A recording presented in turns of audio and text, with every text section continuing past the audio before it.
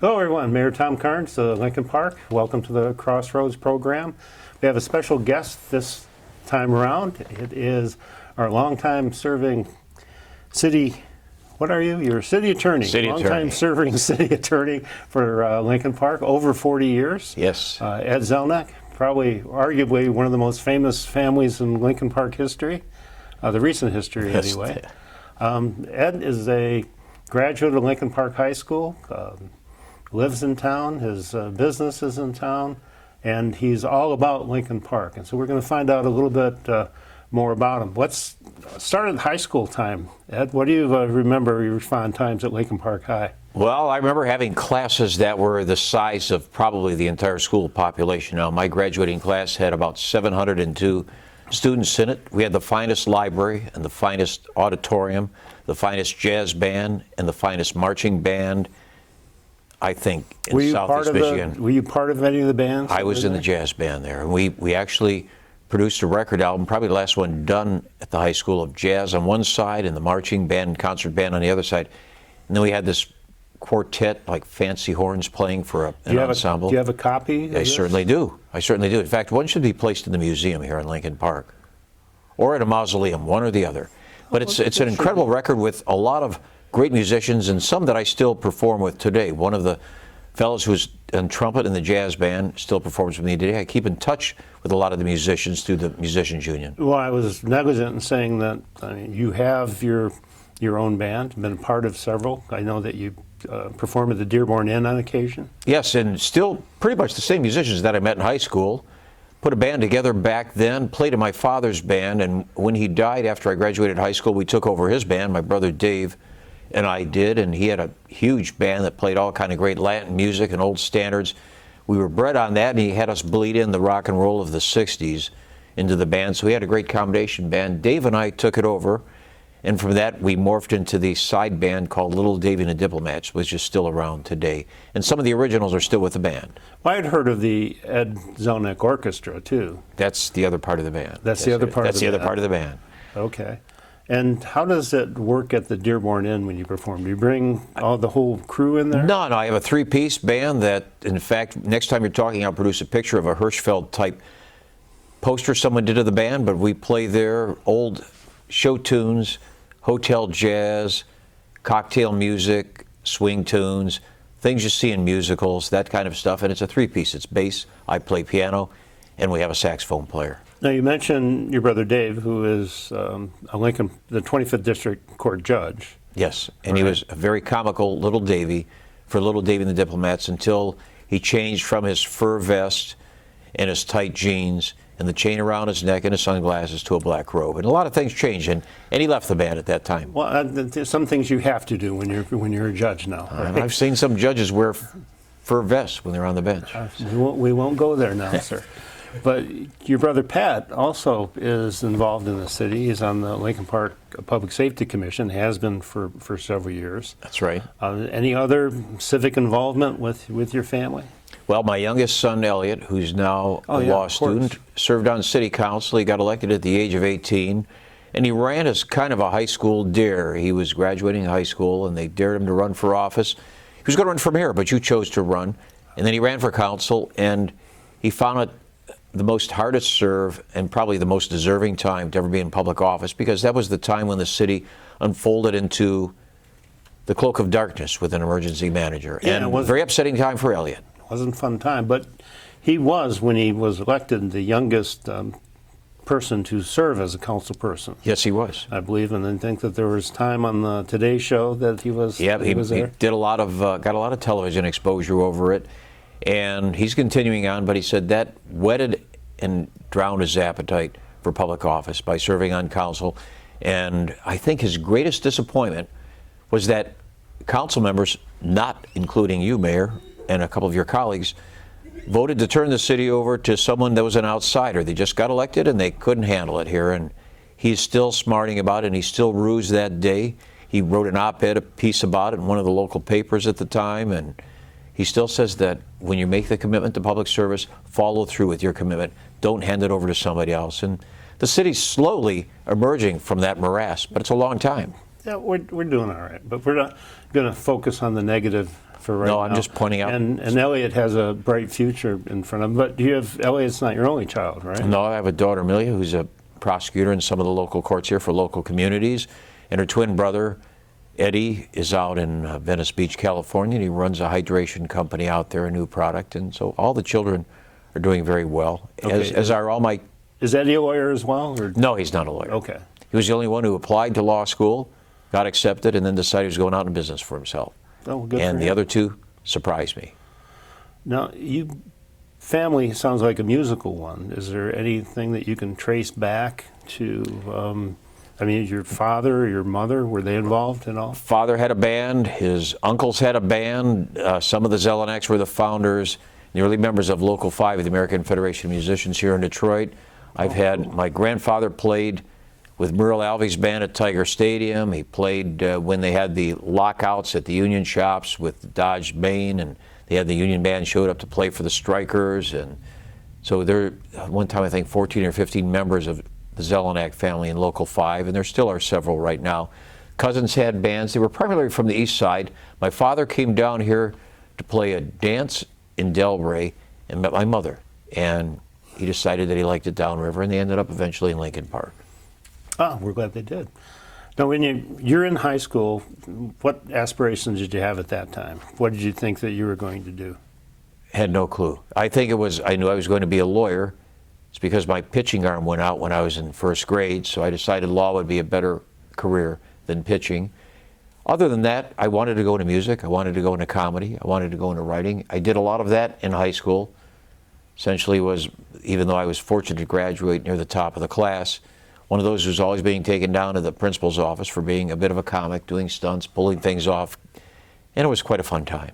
I have great memories of Lincoln Park High School. Did you do any comedy, like radio, or they had TV when you were in school, right? Yes, and I was not privy to the high school's radio station, with the exception of sneaking in the morning, turning it on, and putting on Alfred E. Newman's Mad Magazine record, It's a Gas, where he belches all the way through. And that's about the extent of what I had, other than doing things with a band, doing comedy in class, and having underground comedy newspapers in high school.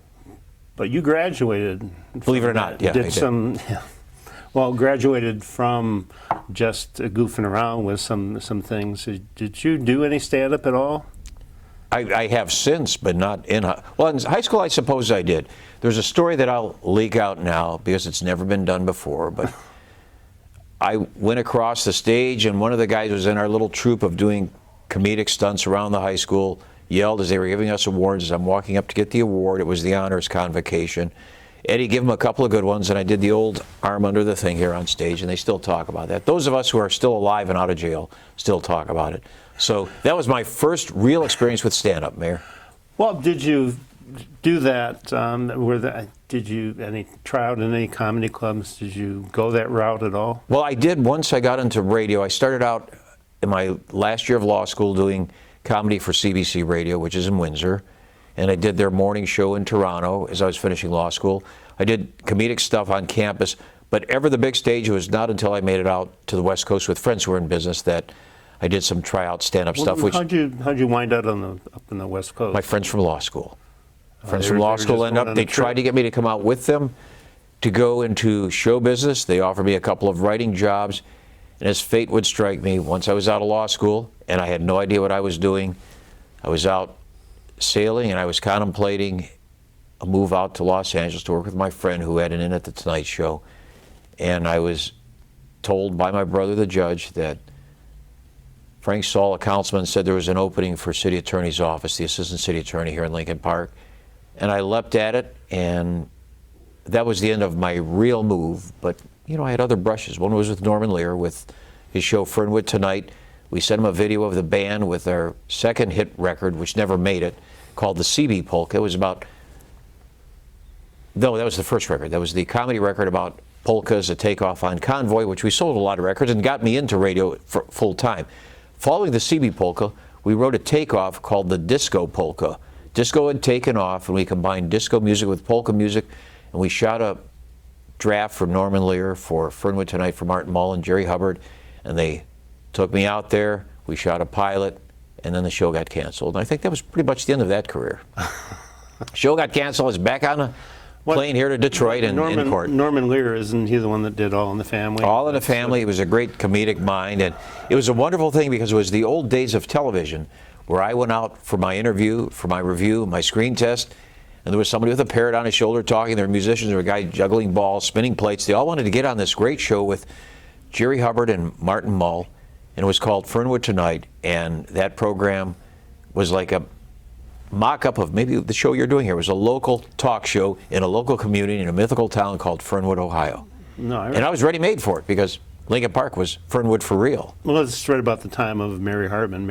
Exactly. And that type of comedy was, I remember that. And oddly enough, pardon my pause here, I continued because of radio through a marginal edge of comedy, helping other comics, some that I can mention names, some I can't, selling jokes to the major programs, and then working with Pat Paulson and the Smothers Brothers. Did you send any, the Tonight Show ever do any of your jokes? Yeah, they've done jokes in the past, a long time ago, decades ago. You remember any of them? Remember a joke I had about the discovery of Viagra, and I think it was Letterman. I'm trying to think which one used the line, but it was that FDA just approved a drug called Viagra that increases the male sexual potential. They've been treating it on lab rat presidents in the White House for months. This was during the Monica Lewinsky scandal. Another joke that sold was when they had the Chinese flu. I said, and everybody's starting to recall anything that came in from China. I said, Milton Bradley's just recalled all their editions of Chinese checkers. Just some dumb jokes like that. I had a more recent one that I cannot repeat here that I sent out to the Comedy Store a few weeks ago. I mean, they were quick hits, right? They were quick. They were jokes that came and died once you delivered them. And then I had my friends with... Sometimes those work best. That's right. Then I had my friends who worked with the Smothers Brothers, where there was a flow of jokes that they took and used. And that went on for many, many years until Pat Paulson passed away. I had, in 1982, I think it was, I'm working with an officer, Mike Killian, and he's got a radio show on. And it's, I think it was you, and I don't know if one of your brothers were on it at the time. All the brothers were involved. Because I didn't know you from Adam at that particular time, but... Adam is my half-brother, in case you didn't know. But Mike was beside himself, just laughing. And I, what is so funny? But then I started listening. We had a nighttime talk show. I hosted it on WDRQ, and I made the blend from the CBC to writing for the morning show on WDRQ. There's a great comedic guy on the show, Jerry St. James, who later left and went with Jim Harper, became famous. Then he went with somebody else, and he ended up in San Diego. But I did voices with Jerry and characters. The judge did some characters on the show, and it was a fun time because I was a new lawyer just scrambling to make money. I had not started in the city yet. And I was doing their show and writing comic bits. And then an opening happened. By luck, the host of the nighttime show got arrested for drunk driving. They canned him. And not only did I represent him, but then I got the talk show. So it was a great deal. It was a 2-for-1. But it seemed to me at the time that you had very little restraints from the radio, from the producers. Yeah, I would say so. I didn't even have You had free reign. I had free reign, and there was no 7-second delay. Well, there was one, but we never turned it on. We wanted to test the edges of darkness, and we did. Did you go back to radio at all after that? I worked there, and then at some point, my number was up. It was a wonderful show, and I made friends all over the world. I would do shows once a month from Times Square in New York City. I did stringer work for the RKO radio network, did some stuff for NBC. It helped out when I'd want to go to the Tonight Show and get good seats or meet everybody on the show. It helped because they were an NBC affiliate and an RKO affiliate, which are old radio networks that aren't around anymore. Yeah. So I made friends. I covered national political conventions, and Pat Paulson and I got thrown out of the Democratic Convention in Madison Square Gardens in 1980.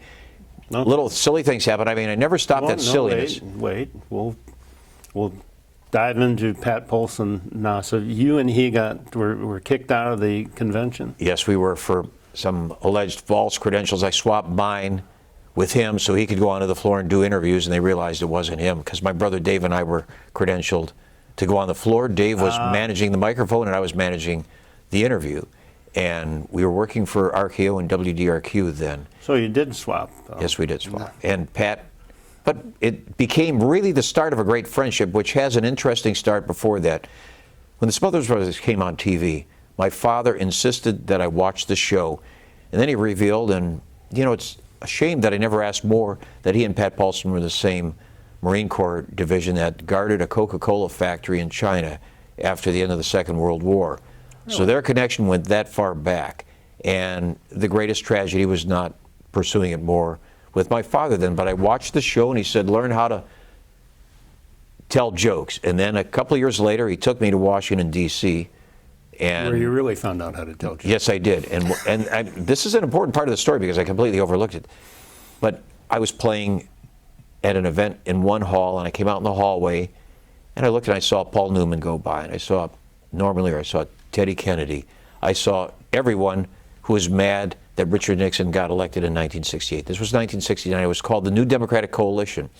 Then I saw John Hartford, and I saw Glenn Campbell. John Hartford is a very famous banjo player who died a few years ago. And then I saw the guy playing his guitar, and I saw Tommy Smothers right behind him.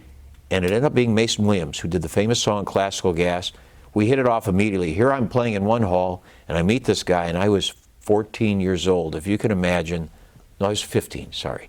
If you imagine a starry-eyed kid seeing people he watches on television, and my dad, kind of like some biblical thing, wanders out and said, where the hell are you? And I was in the other room watching the guys play with hundreds of movie stars and superstars all raising money for the next failed race for the presidency. But that's how I became connected with the Smothers Brothers, with Mason Williams and the whole gang. And it all came together then with Pat Paulson starting in 1980. Well, so Pat, explain how, so you guys got together, right? And did you establish a relationship? The relationship started in 1980 at the convention. And the one you got kicked out of? Yeah, the one I got kicked out of. Okay. Right. And then after that, because I know that there are, if you drive around Lincoln Park, if you go to Council Point Park, there is a pavilion there, and it's the Pat Paulson Pavilion. And then we have this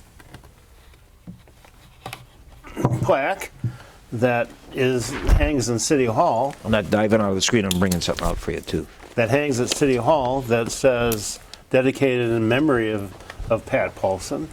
So let's dive into his connection with Lincoln Park, your connection with him. Well, my connection continued through radio. And when my radio career ended and then it started up again, it started back up with him. But he decided that he was going to run for president his last time in 1996. And I went out and met with him, and then they came out, and he was performing at the Cherry County Theater, which at that time wasn't in Traverse City. It was somewhere else on the west coast of Michigan. We got together and plotted a visit here to Southeast Michigan to kick off his campaign. And I said, how would you like to kick off your campaign in a small town city council chambers, kind of like what you did in your original film you made with Henry Fonda when you ran for president in 1968. And he thought it was a great idea.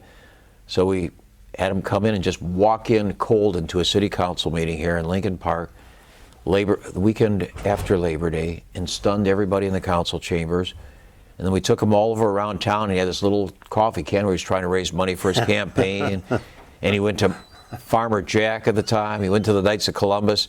Annoyed the hell out of everybody. We had some big rallies for him. We had a TV dinner fundraiser where everybody paid to get a TV dinner and to support Pat Paulson. And he raised a whole bunch of money, did a lot of media in town here, and announced his campaign for presidency. And had you come to the first event, he would have offered you director of the FBI. He offered it to the chief of police of Allen Park. But if you'd have been there, he would have given it to you. And then we stayed friends until he died, and I would go out and visit him. How did he do in the election? I mean, he didn't win. Came close. I mean, he was like one of the, maybe top 10, I guess. And then he, at the same time, he had undergone cancer treatment, and the cancer spread.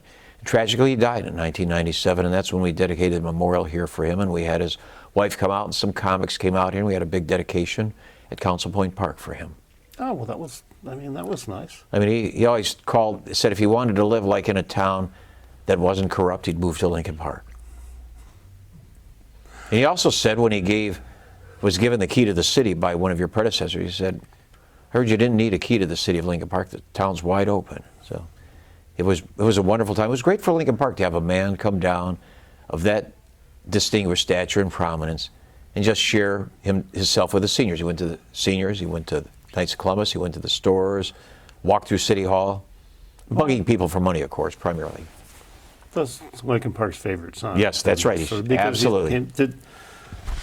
Now, afterwards, did you have any other TV shows that you did, or? I went back to work. I shows? was working at WXYT, the talk station. Okay. At some point, they went down like the other end of the political spectrum and couldn't stomach my humor anymore. It was every day I would work 6 to 9 in the morning, although I was replaced by Bill Bonds, so I guess there was something good about my career. But I would go You in didn't after. have the backlight. No, that's right. But when I would finish the show, the general manager would call me into his office. Now, the man who owned the radio station, Mr. Fritz, was one of the greatest guys ever. Let me read commercial reads on the air, treated me really well. But the guy who handled all the programming would critique every joke, everything I did. And it got to a point where I realized that some people do have filters, and I didn't have one. I was completely unfiltered on the air, and it didn't fit with their plans. They were drifting more to a conservative-oriented broadcast medium. And although, I did have the occasion to meet Rush Limbaugh. He came in to do shows like once a year. He'd come in to do a week of his Rush to Excellence tour and broadcast live. And he would have the habit of walking in and just badgering me, and became a very close, I guess, at that time. I took his pokes in good fun, and he brought cigars down to my office one day. He signed autographs for my secretary. So I don't have a bad word to say about him as a broadcaster. He helped talk radio. Didn't help my career much, so that was pretty much the end of it, So no more radio, or? No, I went TV? back. I went back to work. I mean, I tried to get everywhere. At some point, they told me your voice is too old for radio, and it really is now. Nobody has the same type of broadcast radio voice unless you're some guy like Bill Curtis doing shows on NPR. I mean, it's all changed. Everybody whispers in radio now, and you have to say and you have to say hey to everybody. The whole broadcast thing has changed. But I did work for a network that went bankrupt. It was called IE America. It was run by the United Auto Workers Union. It was a progressive answer to conservative talk radio. And I had another show that it was called The Legal Huddle. And I was supposed to talk about law, which I did for the first 3 minutes. Then I brought bands in and did the same thing I did everywhere else. There was no program content control. I did whatever I wanted. And that probably explains why I'm not working in radio today. But you sort of are still active in show business, because you're emceeing several events every year. All over the world still. Yep. All over the world. I'm doing something in New York in a couple of nights. I've done things in India, France, United Kingdom. Done things for the White House, for the Slovak government. I've done it at the country club where everybody, including former President Trump, plays golf. So I've done an awful lot in terms of emceeing all Los Angeles, all over the world, and I still have my friends in comedy. You had, in speaking of your travels, you mentioned that you were at a room that somebody famous had. I don't know if it was a member of the Doors, or you remember what I'm talking about? Probably not. That was They'll come back to me. A celebrity in France, and you had a huge suite. And it was somebody. Oh, yes. No, that's Mick Jagger, Frank Sinatra, everybody. Yeah. Jim Morrison stayed there. I always stay at that hotel. It's called L'Hotel in Paris. And I stay in the top room, which Mick Jagger stayed in, and everyone else. But I was in Johnny Depp's room in London recently. I was there for some events at a hotel where he stayed. Was Johnny there? No, and I didn't see what Amber Heard said he left in the middle of the bed either. Thank God they cleaned the sheets before I got into the room. No, so if you had a favorite spot where you visited, where would that be? Besides Lincoln Park? Besides, you live here. Yes, I'd have to think you're visiting. Really hard. I know, because you've been... not to wax electorally, because I've been... Bahamas. One of the nicest places in the world is French Polynesia. I understand why everybody goes nuts when they go there. It's a beautiful place. And I spent a lot of time in Paris. I think the place that's grabbed my heart the most of all the world, because of the people, the culture, and the changes, is India. I've been all over India. I've played at weddings in India, and I still find it like the most romanticized country in the world, and of all places, one of the best. But well, that's a surprise. I wouldn't have thought about that. No, and I like Jamaica, but you go up north to your cottage. We do the same thing. Yep. That's what it is, just going to your cottage. Yeah. or my house trailer. Let's go to my house trailer. Just harder to drive to. That's right. And that's why I love travel. So every place I've been, I have nothing bad to say about anywhere I've been in the world, and I keep on going back. I was in Havana a few years ago, as you know. My son went and studied in Havana when you were mayor. When he was new on the council, they sent him down there from Wayne State to study one summer. And then I went back a few years ago and played with street musicians in Havana. It was really a touching experience to be with individuals, the poor in Cuba, and to walk from bar to bar and club to club with a guitar and play with Cuban musicians. The finest part about that was that the Cuban musicians knew the songs I learned playing in my father's band some 50, 60 years ago. And it just shows you that music is an international handshake. I play with musicians all over the world, and you don't need to speak their language. You get up and start playing, and everybody plays. And that's really what music is.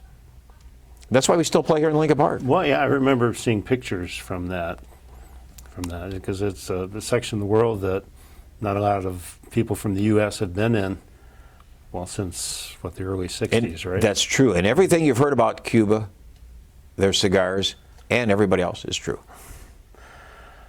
You mentioned the Slovakian government, but you hold a special position in the government. Some people may not notice, but up at the podium when we have the meetings, there's a small Slovakian flag that's there, because it's not, we have no official relations with that country, but it seems that we have a connection, yeah, we'll just say a connection. And that connection is you to a big part, and a good portion of our population has Slovakian roots, right? You're right. I think so.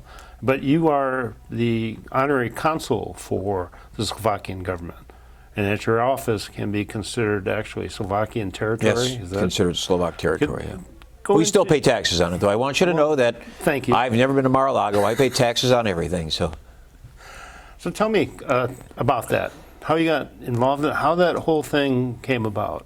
it's a real long story. It ties into comedy. It ties into radio and everything else. In 1968, being of complete Slovak heritage, all four grandparents came from the area known as Czechoslovakia at the time.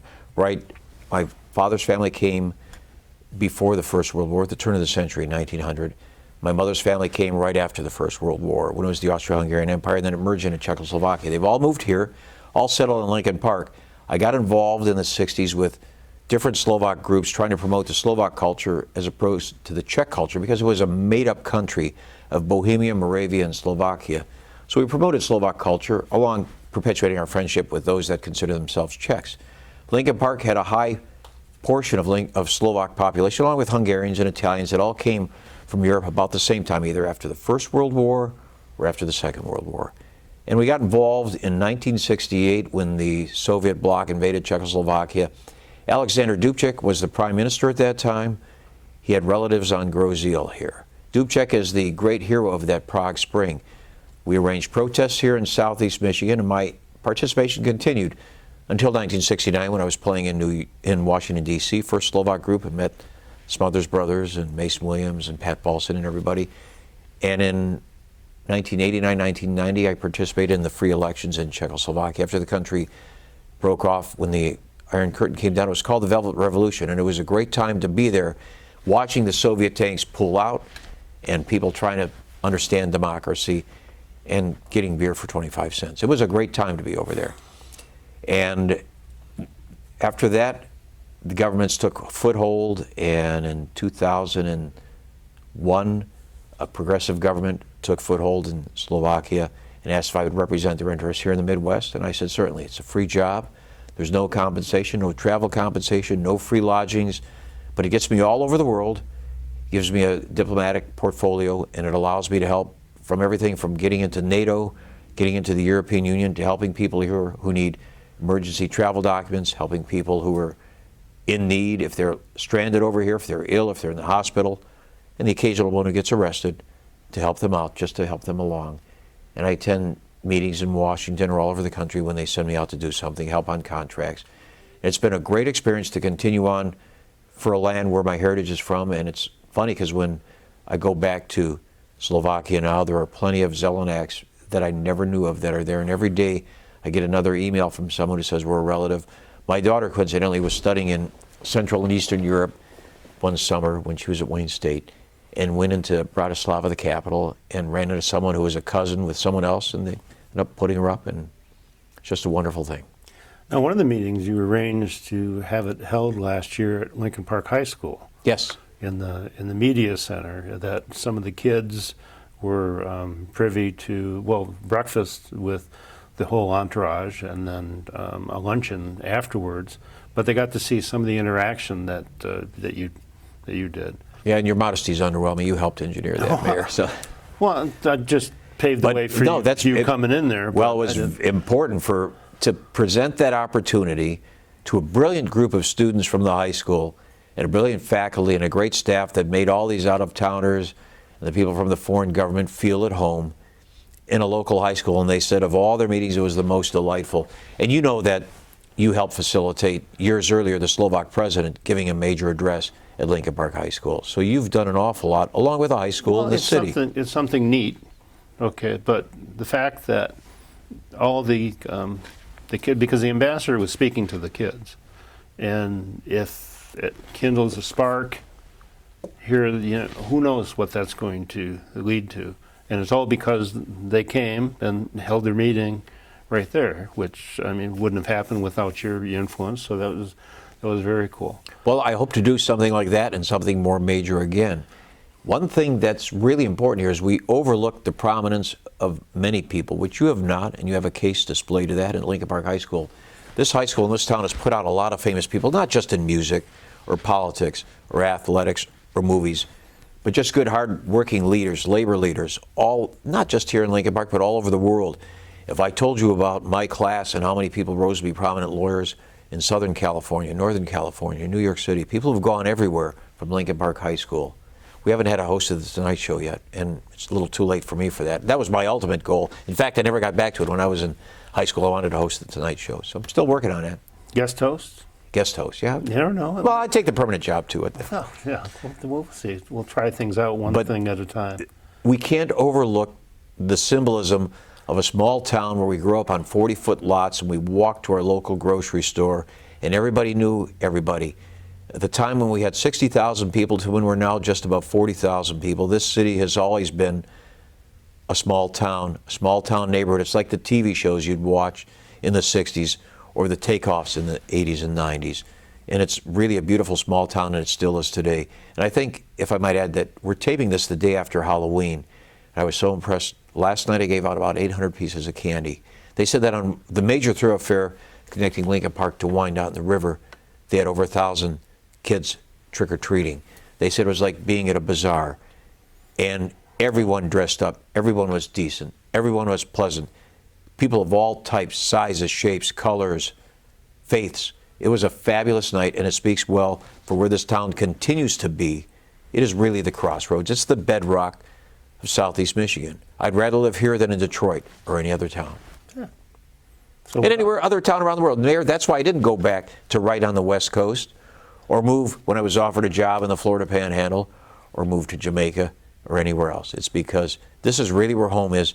And the best part about it is we are 15 minutes from the airport if you want to go somewhere.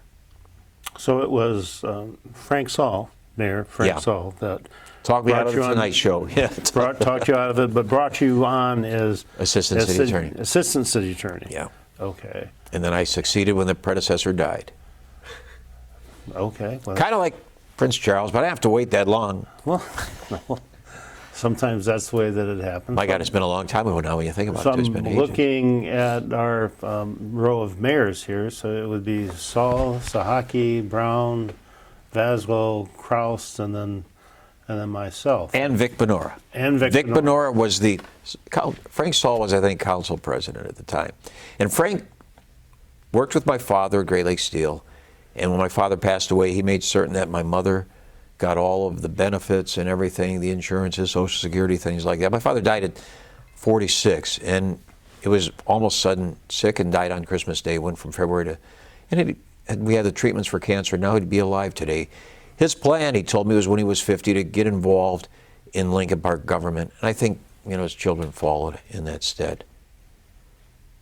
He liked the town. We moved here from Southwest Detroit. So you started in what year? Here? Yes. People want to know how old I am?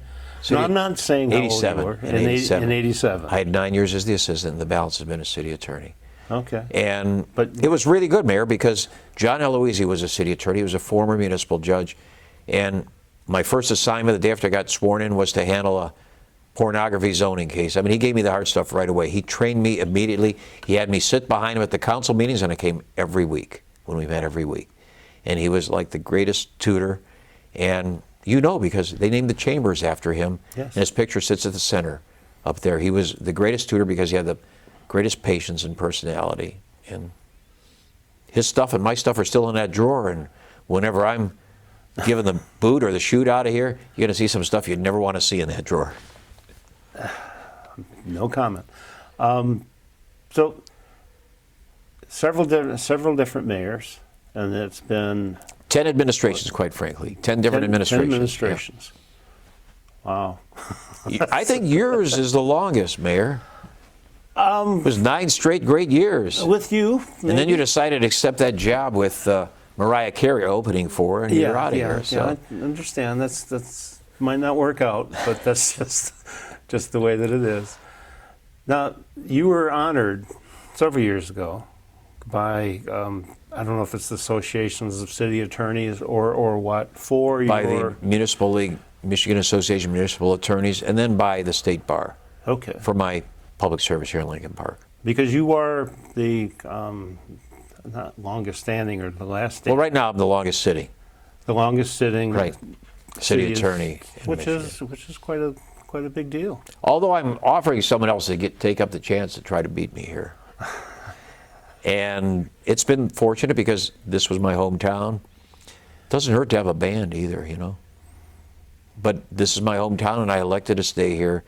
And I'm just really grateful that I never let the desire for what you might think might be greater riches or fame overpower me to not stay here, because it's been a great contribution to be in this city and to be with the people in this town. Everybody knows everyone, and I think everybody likes everybody. That's the best part about Lincoln Park. They like most. Yeah. I've seen some that haven't been able to get along. But... Well, I say that without exception because I got a brother who's a judge who can take care of that. If you don't like me, he'll straighten that out. So don't worry, he doesn't watch TV. So at the band shell, yes, sir. Which came in '64. I don't know at what year the concert series started, but the Lincoln Park has a concert series that is every Thursday during the summer. There's free concerts that are put on. Now, how long has your band been associated with that? We started playing in 1975, and at that point, it was my brother, the judge, who engineered that as one of his projects to liven up Lincoln Park. And it went from once a week, and he brought in fabulous, large, big bands. Nothing could equal, in my opinion, what we had then, the taste in music and the variety that is in there now that the new Councilwoman Tobin and the group there have brought in. Because it's wild stuff now. It's like being at Woodstock. It's great. But we had all these big jazz bands and concert bands and had the Detroit Symphony Orchestra one year. Things that probably were more traditional with what I liked. And then our band would provide the comic relief when we'd get up there. And it's never changed. We write a song parody for the concert. We always have our own show and our own take on the news of the day. Kind of like the old show with David Frost back in the 60s. That was the week that was, where we would get up and we'd cover the current events from roasting Mayor Kwame Kilpatrick to roasting local politicians or national things. And we continue to do that here. But Dave and I put that together. My younger brother Pat got involved. My brother Matt did at the time. And it became a great series here, which I am so happy to see it continue. At one time, we were doing 2 concerts a week, and that's how good it was.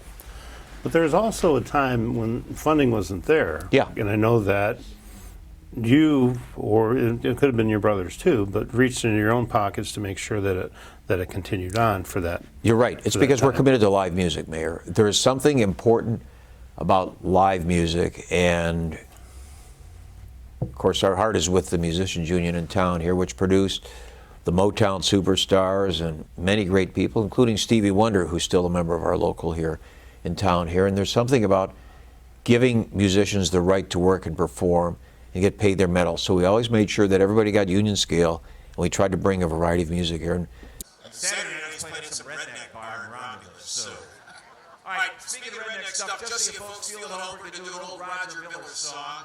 For those of you who have hit the road this summer and now found out you can't afford to go anywhere. King of the Road.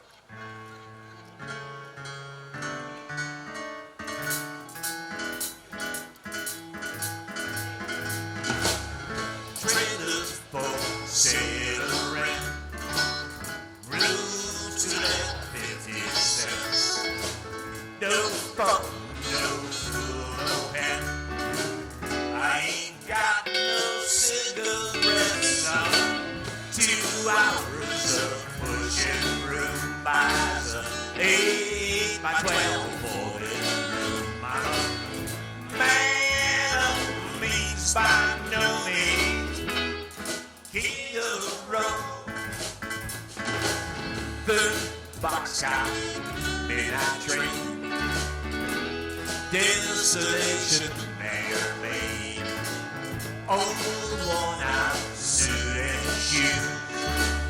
I don't pay no union dues. I'm so old, so yes, I have found. Sure, but not to be around. I'm a man of the beats by no means, king of the road. I know every engine on every foot, all of the children and all of the names, every handout in every town, in every lock that ain't locked with going around. I sing trailers for sailoring, rooms to let 50 cents, no pump, no food, no pants. I can't smoke that jewel cigarette on an airplane. 2 hours of bush and brew by 8 by 12 bedroom. I'm a man of means by no means, king of the road. Take it, Georgie.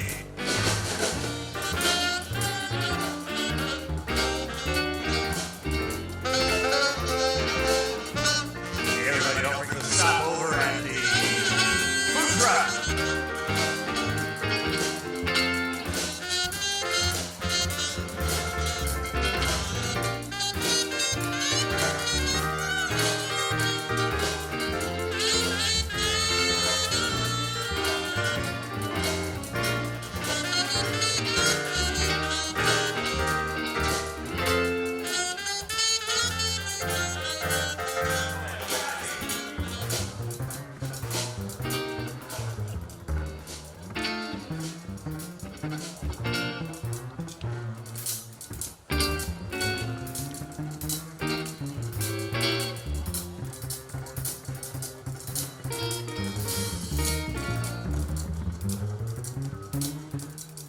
Watch the fingers move, ladies and gentlemen.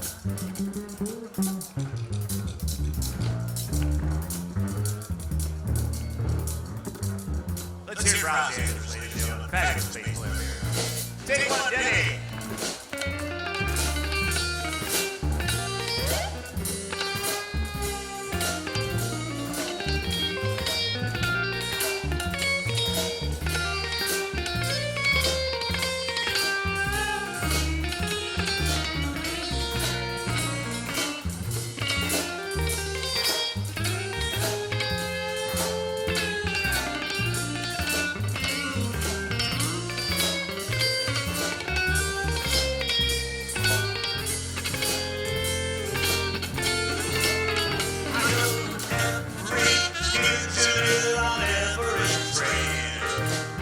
All of the children in all of the names, every handout in every town, in every lock that ain't locked when no one's around. I sing trailers for sailoring, room to let 50 cents, no phone, no food, no pen.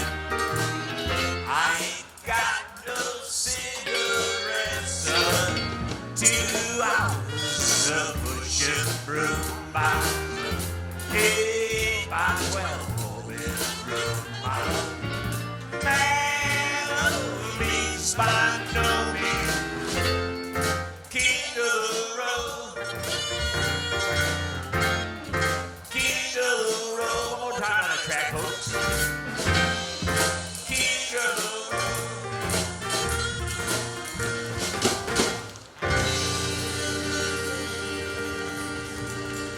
Well, you talk about musical medley. That's about our extent of. And you're a member of the union, Yeah, I'm a member of the union, right? For a long time. because I think you introduced me to the president a Yes. couple years. Yes, and ago. they have great recollections of how Lincoln Park has always been there for live music. As I think everyone in Southeast Michigan knows that the best concert series has always been here in Lincoln Park. Yeah. So I mean, I don't play drums, but I'm a drum beater for the concerts and in Lincoln Park. Bum. So what instruments do you play? Well, I play piano and guitar. When we were in the jazz band in the high school, I played bass. I'll play almost anything if it gets me on stage. And the greatest thing about the musician union is if you play more than one instrument, you get to charge more. Oh, at the same time? Yeah, same time, right? And then when you're the leader, you get the leader's thing too. So I'm trying to take them all up. So as with your musical background, you have the political background, you've worked for the Slovakian government. Where do you see yourself going in the next couple of years? Do you have any plans? Well, I probably go to Krispy Kreme every morning to get donuts to go to court. I know that. Okay. No, I would. Is your picture up in Krispy Kreme? It was at one point. It was. Yeah. I've taken these donuts all over the world. There's something that I call, it's like musical handshakes, international handshake. I believe in donut diplomacy, that donuts kind of soften the blow. I take them to court every day just to try to let people know that somebody cares about some other taste. You don't get any special favors, but you show people you care, you move on. Asking me about my future, I want to keep living here in Lincoln Park. I want to keep helping out the city. It's my hometown. I've made a conscious choice to stay here and not move on, as you have, as many others have. This is a great city, and we all owe a lot to it because it's given us a sense of stability. There's something about having your roots here, and then you can flourish and snip off a few buds and go all around the world with it. But my hope is to stay here, to practice law, to continue to play music. And someday I'd like to do a radio gig, but I'm not doing a podcast. I'm not going to my mother's basement again like I did when I was in grade school and do these radio tapes. So of all your time in Lincoln Park, do you have a favorite memory or something that comes to mind, whether a big case that you handled that was successful or? Well, that's an extremely wide open question. Yeah, it is a wide open question because I don't think so, because you move from one. I'm of this philosophy that if you bank everything you did in life on one event, is that your defining moment, then there's no more defining moments. I don't believe in the term bucket list. I don't have a bucket list, and I don't have this wall of mementos that you move on. Everything that I do is important, and I've had a lot of great cases out of this town where we've prevailed. And I've taken that skill to help other communities, but it was all honed here in my hometown. I think if I had one great moment in Lincoln Park, it was when I went across the stage and put my arm under my armpit. That's probably the defining moment of my entire look on life. What do you enjoy doing? You know, I know it's strange. I enjoy reading. I try to read as much as I can of everything, as I know you do, and I enjoy smoking cigars. I really enjoy entertaining. I think the most fun I've had in my entire life is when I'm emceeing somewhere and they're expecting something that they don't know what to expect, and I hear someone tell me, I could see the wheels grinding in your mind when you come up with an ad lib. I've had some great lines and some great jokes that later were picked up by other people, but I enjoy being in front of a microphone, whether I'm playing piano or emceeing, or of course the days when I had a no-holds-barred talk show. Well, I think that shows. I've been the benefit of a couple of times that you have emceed events for me, whether it be the inauguration. Yes, you have. And you've done a great job for us. And just. Well, I hope to continue that, Mayor. Irrespective of where careers go, I plan to stay here for the rest of my life. I mean, I got a big mortgage payment. I'm not going anywhere else. Okay. Well, I can say that Lincoln Park has been lucky that you have decided to stay here. It's fortunate for us. Because when you look back on the body of work that somebody has done and the consistency and the time and the things that you have helped happen here, I mean, we have a lot to be grateful for your time here. And so do you have any closing thoughts here? I've got clothing remarks and closing remarks. The clothing remarks is, don't forget to take a jacket when you're going out in the winter. The closing remarks are, as I issue this same call or challenge or suggestion to young people. I got interested in the city of Lincoln Park when I was in high school. I loved everything I saw about it. I loved walking to school, going to the local stores.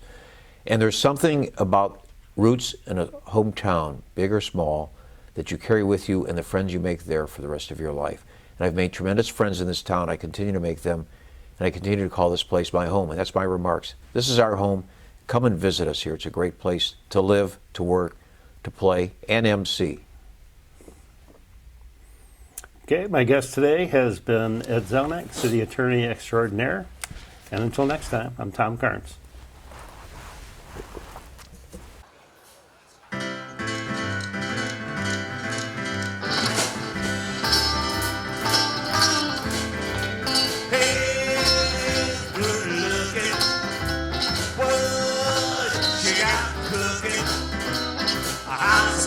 Cooking something up with me. Hey, sweet baby, don't give it, baby. We can find us a brand new recipe. I got a hot rod full and you got a feeler, and I know the spot of both for the hit. So pop bass for dancing free. If you wanna have fun, come along with me. Hey, you're good looking. What you got cooking? How about cooking something up on the guitar with Jimmy?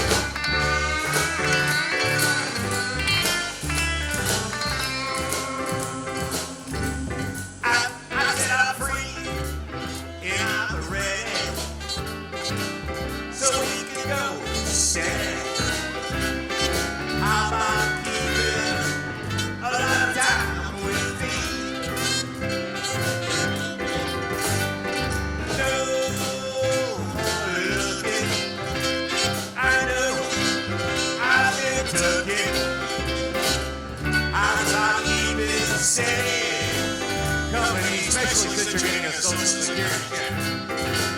I'm gonna throw my date for goat for the fence and put my one on the offense. I'm trenching till it's covered with me, and I'll write your name on every page. I said, hey, good looking, what you got cooking? I'm about cooking something up with Georgie. Take it, Georgie.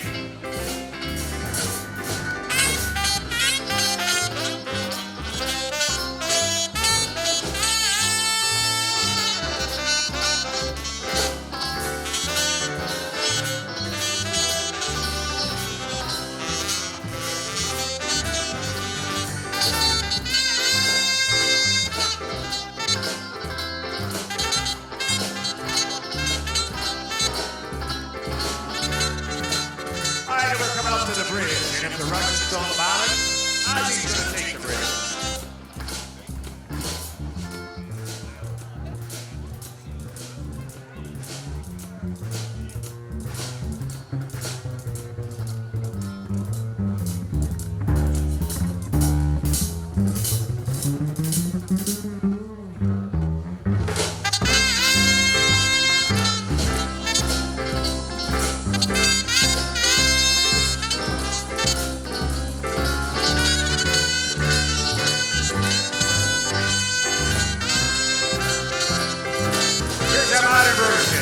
I'm gonna throw my Android over the fence and put my iPhone on the offense.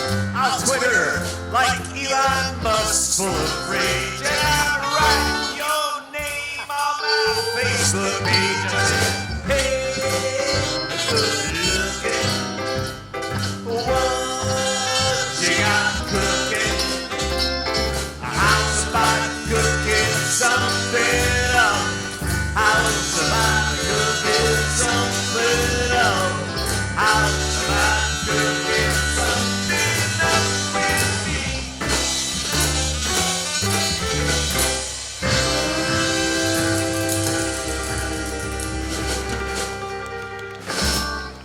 introduce out here in the audience, ladies and gentlemen, the first president of the Little Dave and Diplomats Fan Club. Marilyn, thank you for joining us tonight. We're going to play